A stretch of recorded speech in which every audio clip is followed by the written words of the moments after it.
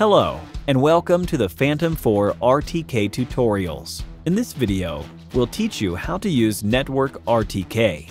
Get your Phantom 4 RTK ready and practice alongside us.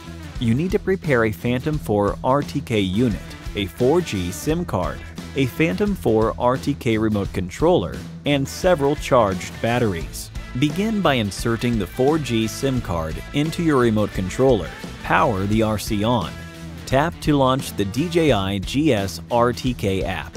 Enter the menu bar on the left. Click the settings icon and then select Network Diagnosis to make sure the network is functioning properly. Please follow the steps to activate your service. Return to the GS RTK app's main screen and select Fly at the bottom left of the app.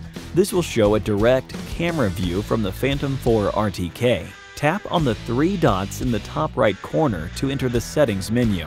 Select RTK on the list of settings menus and make sure the RTK function is turned on.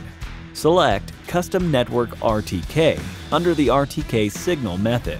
You can connect to your desired network by entering the corresponding server, port, account username, and password. Once entered, the confirmation process will begin. If the remote controller successfully connected to your network, the message Network RTK Server Connection Successful will appear on the top left of the screen. Returning to the camera view, you can similarly confirm that it is working by checking the RTK icon next to the satellite number indicator. The icon will start off as red, but will turn white 30 seconds after being activated. If the icon continues to stay red, please review the process and see if any information was input incorrectly.